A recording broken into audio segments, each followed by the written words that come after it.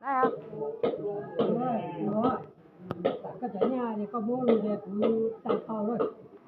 Tay tàu là một đôi xe thì cả lên nó có bao ha. Cũng muốn là nó nhiều đèn thì cũng muốn đầu thì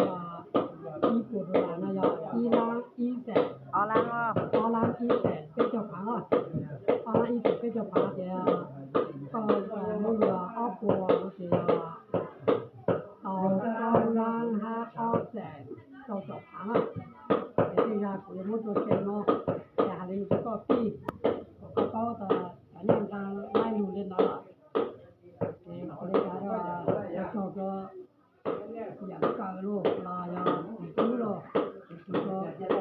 có phi về cả nhà thì phải có cả rồi có rồi đó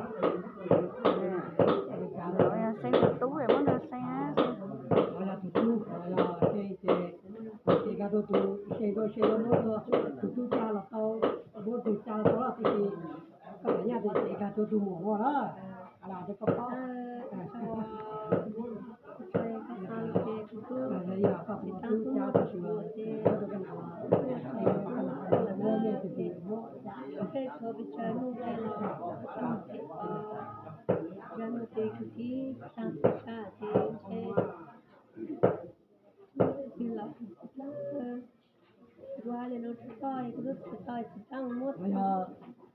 Tôi lại là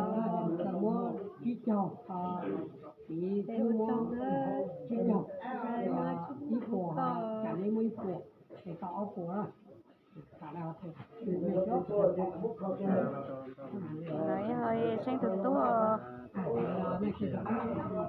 nha sen thực tú lâu thực tú đó thì mà lâu thực ta đó là nó đó chúng nó đó nhà chị thực tú thì các chị nó cái nào nó cứ nó cái nào nó nhưng chọn lên nó nói về tức là nhà sen không nhỏ đó sen thực tú